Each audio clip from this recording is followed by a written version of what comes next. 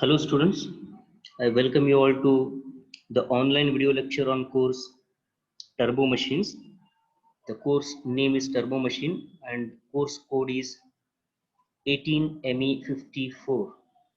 This is for VTU students, VTU Vishweshwaraya Technological University Belagavi students.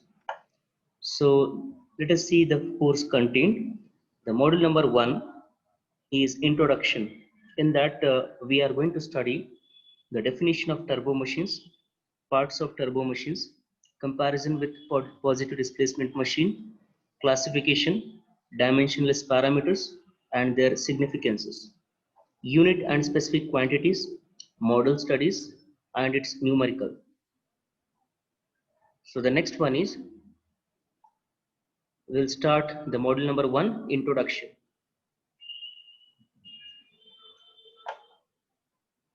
Now, the definition of turbo machine is a device in which the energy transfer takes place between the flowing fluid and a rotating element due to the dynamic action and results in change in pressure and momentum of the fluid.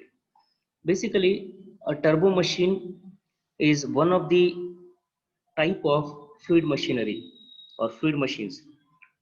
So the fluid machine is a machine in which the energy of the fluid is converted into useful mechanical work, okay, or else the mechanical work or mechanical energy is converted into fluid energy, okay.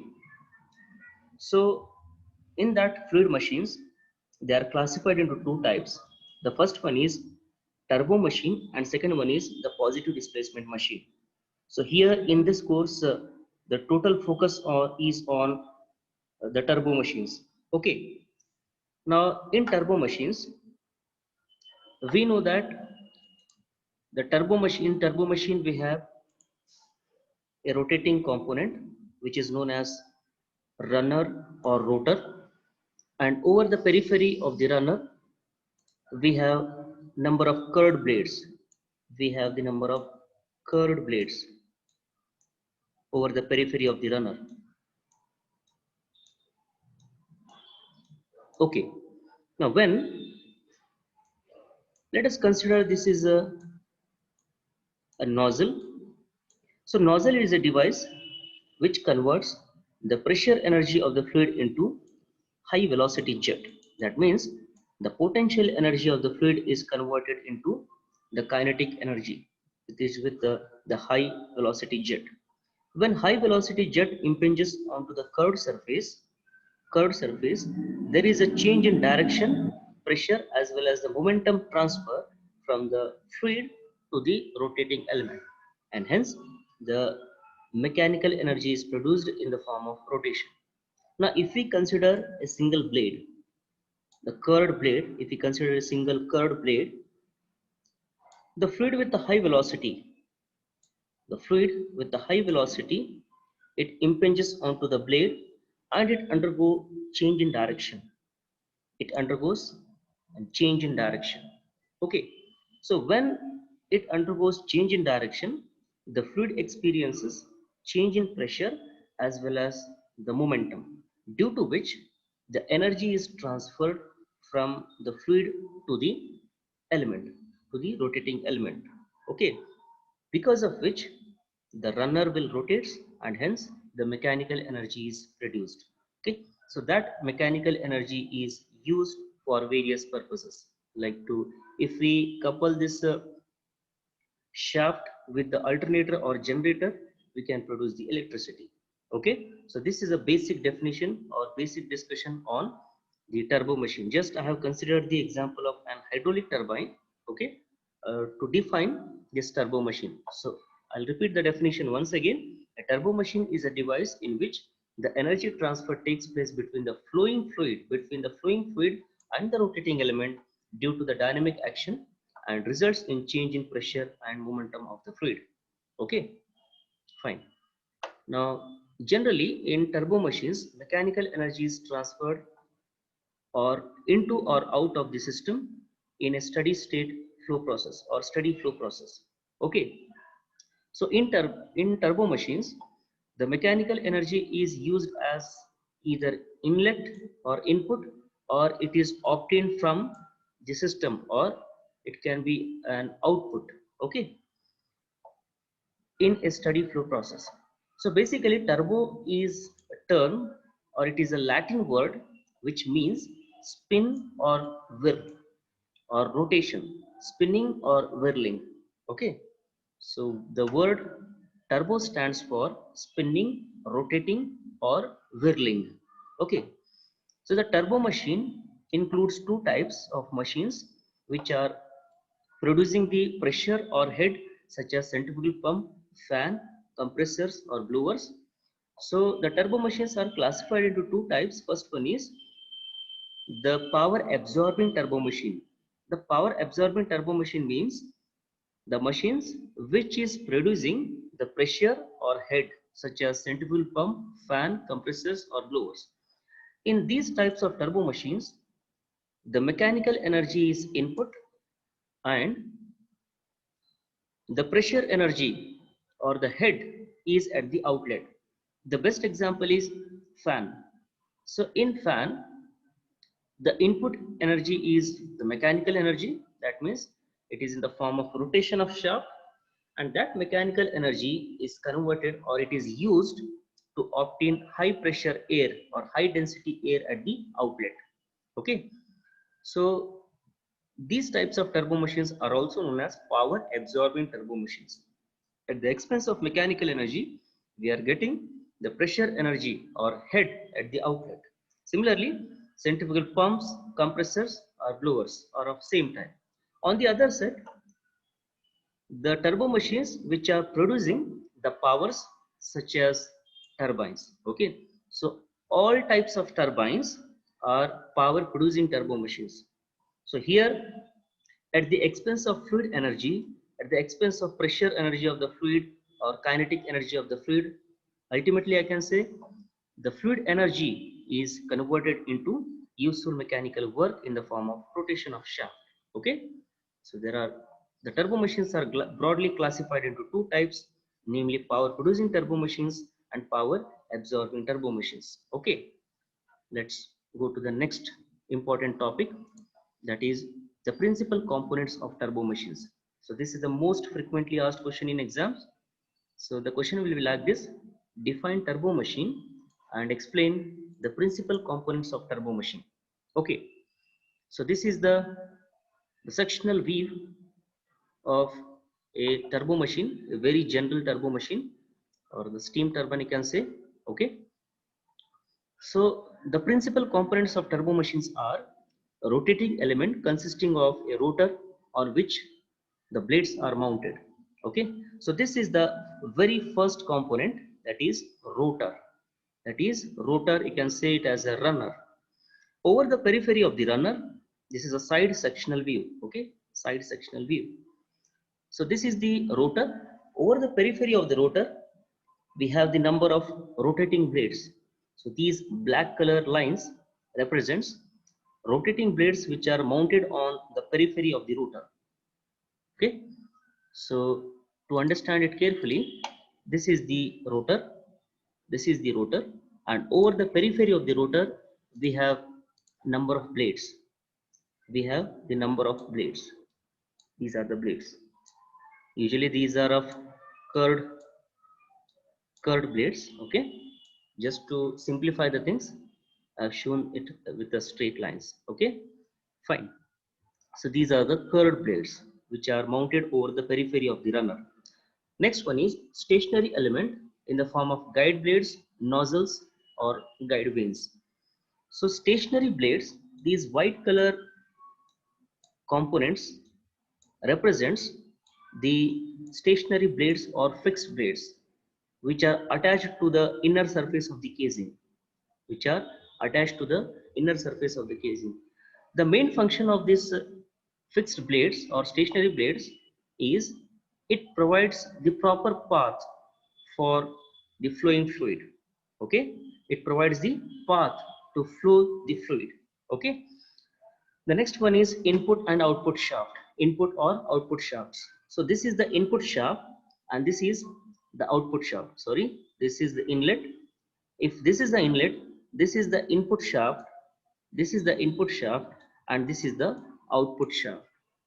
Depending on the application, either of the shafts are used, or in some application, both input and output shafts are used. Say for example, in fans, in case of power absorbing turbo machines, we have only the input shafts. We have only the input shafts. Okay. But in case of turbines, we have only the output shafts. Okay. But in some machines which transfers the power from one machine to the other machine, in such situations we have to use both inlet and outlet shafts. Okay, so this is about the shaft. The next one is housing or casing. So the entire runner means the rotor over which we are having the number of blades, the moving blades together constitutes the runner. So this runner is completely housed into a metallic casing or metallic housing, which is known as housing or casing. The next one is diffuser, and the last one is draft tube. Basically this draft tube is used in the reaction turbine. Okay, why it is not used in impulse turbine, why it is only used in only reaction turbine, that will be discussed in upcoming classes. Okay, just for time being, remember these are the principal components of turbo machines. These are the principal components of turbo machines. Now let us discuss the functions of each and every part: rotor or impeller or runner. So depending on the application or the type of turbo machines, they are known as rotor, that part is known as rotor, or impeller or runner. Rotor is a rotating element of the turbo machine fixed with the blades or vanes, and also called as impeller or runner depending on the particular machine.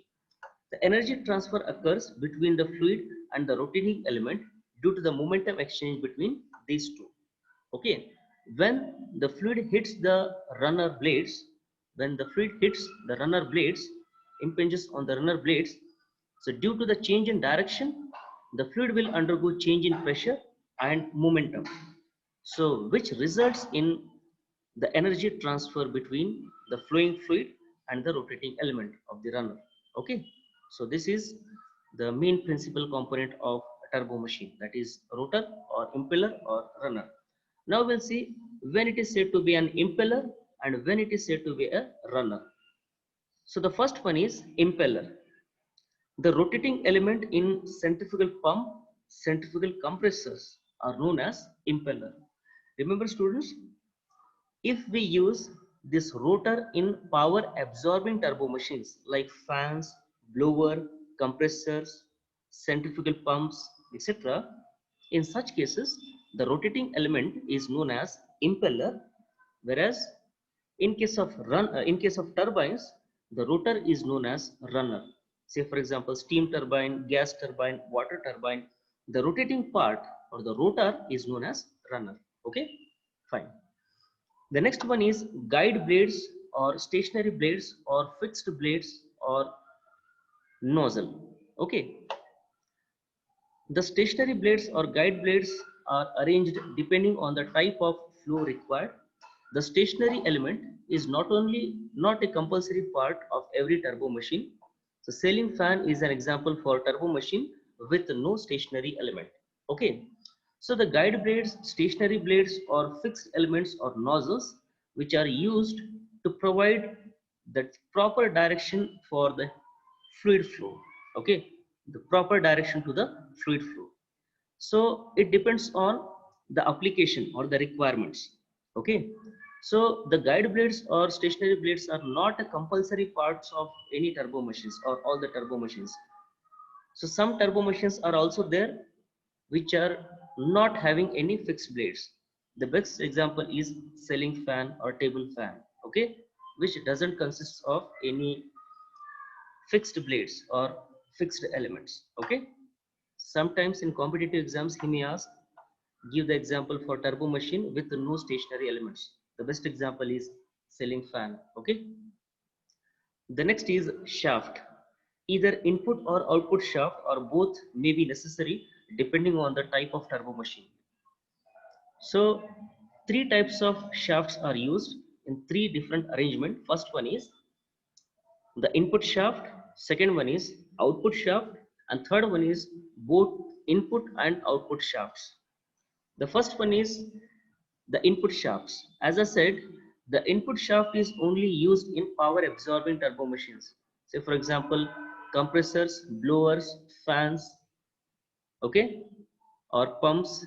In these power absorbing turbo machines, only input shafts are used. On the other side, in case of turbo machines, for example, turbines, which produces the power or power generating turbo machines, we have to use only output shafts. Okay. On the third one, that is the third one, the power transmitting turbo machines.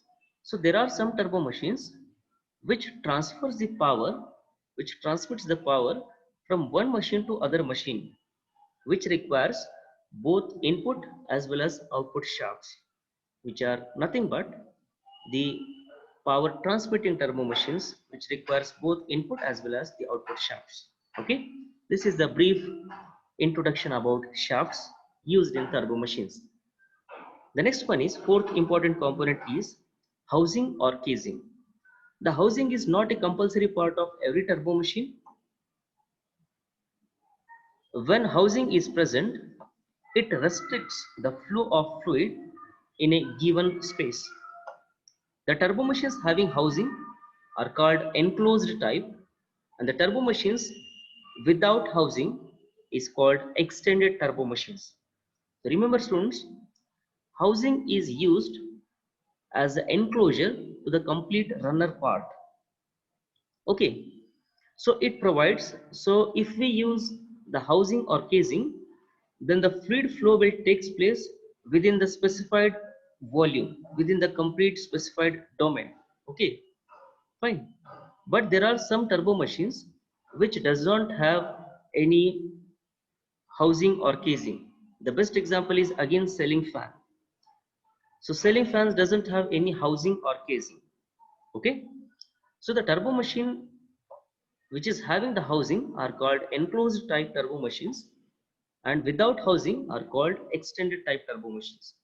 The enclosed type turbo machine best examples are centrifugal pump, the domestic pumps which we are using to lift the water from bottom level to the top level, okay, to the last floor of the building.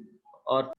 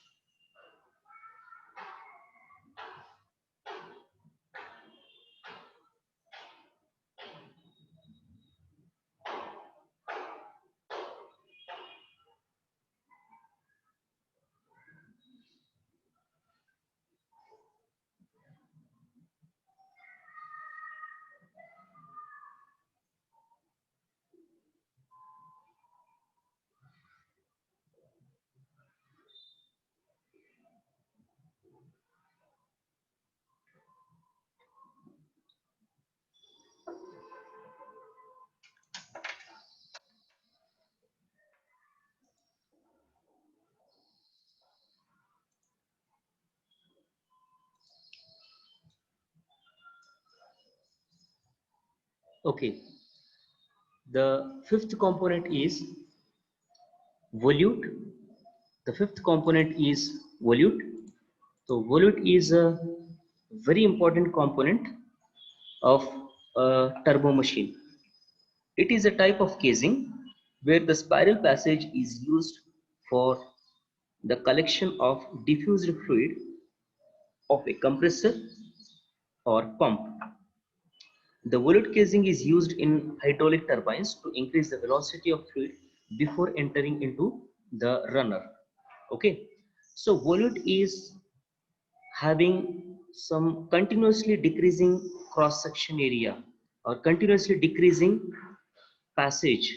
Okay, so as fluid experiences or fluid enters into that continuously decreasing passage, due to the reduction in pressure energy, the velocity of the fluid will increase. Okay, so in order to increase the velocity of fluid to some extent before entering into the runner, the volute casings or spiral casings are used. Okay, volute are used. Fine. The next one is draft tube. So the draft tube is a diffuser. It is a diffuser placed at the outlet of hydraulic turbine. Examples are Francis turbine and Kaplan turbine. Okay, so the draft tube is a very important component of a reaction turbine. Of a reaction turbine, it is a very important component. So the draft tube is an important component of a reaction turbine. Okay, because in reaction turbine, the fluid which is coming out from the turbine after doing its work onto the runner, it experiences some velocity. Okay, so in order to recover that kinetic energy at the outlet of turbine, the draft tubes are basically used. Okay, so the constructional feature of draft tube, the working, the types of draft tube, and relevant formulas that will be seen in the last module or the module number 4, that is hydraulic turbines. Okay, so the detailed discussion is there about the draft tube that will be seen in the module number 4. Okay, so this is the general discussion on definition of a turbo machine and the principal components of turbo machine. Okay, now we'll go to the comparison between turbo machine and the positive displacement machine. Okay, the very important topic from your examination point of view. The first one is based on action. In turbo machine, the action is purely dynamic, and in positive displacement machine, the action is nearly static. Okay, the second one is pressure and momentum of the fluid is changing, whereas in positive displacement machine, volume of the fluid is changing. So depending on the action, there are two differences between the turbo machines and the positive displacement machine.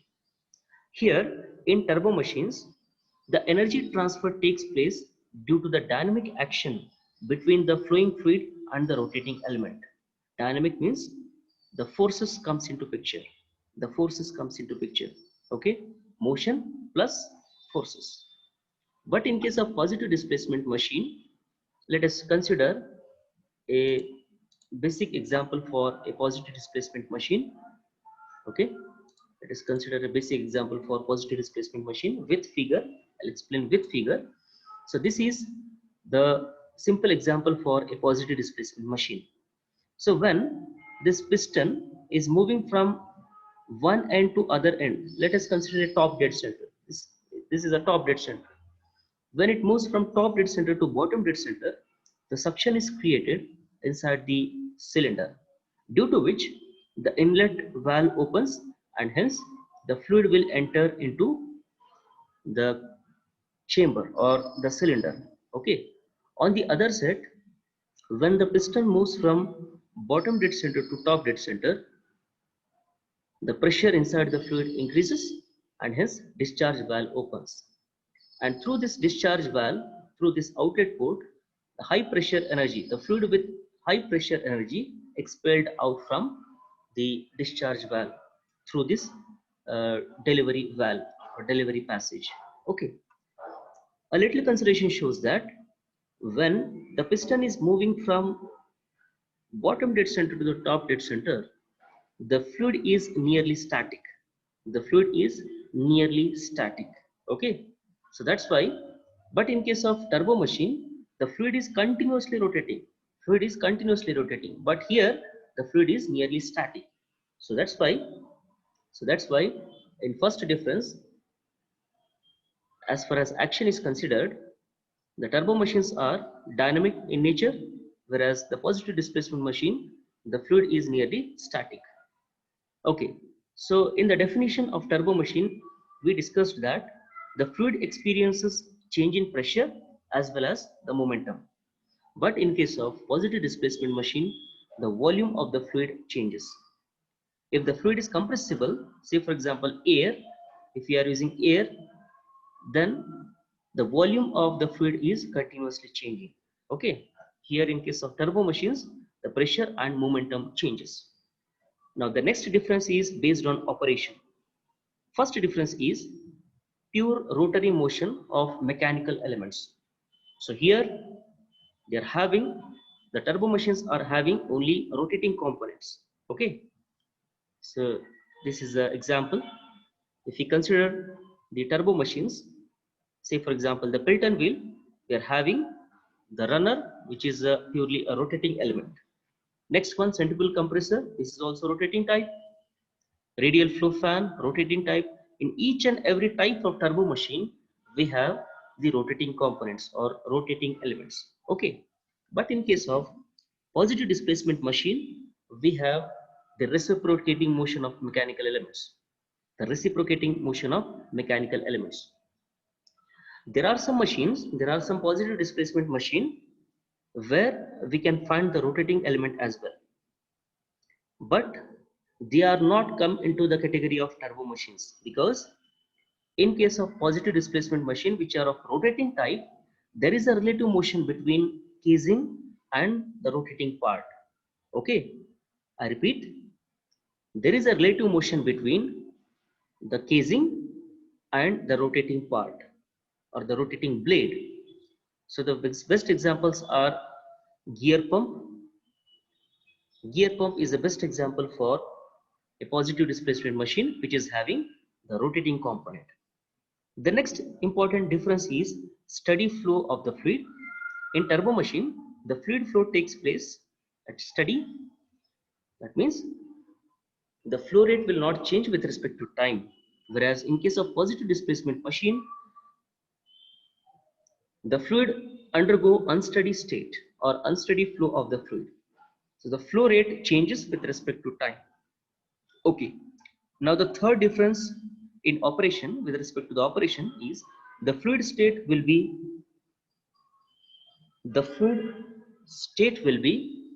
as that of surrounding when machine is stopped. So if you switch off the turbo machine, the fluid which is present inside the turbo machine is at atmospheric pressure. That means the condition of the fluid or state of the fluid is same as that of surroundings when it is stopped. But in case of positive displacement machine, the entrapped fluid state is different from surroundings when machine is stopped. When you switch off the positive displacement machine, the fluid which is entrapped inside the system, it is having the different condition from that of surroundings fluid. Okay, so this is a difference as far as operations are considered.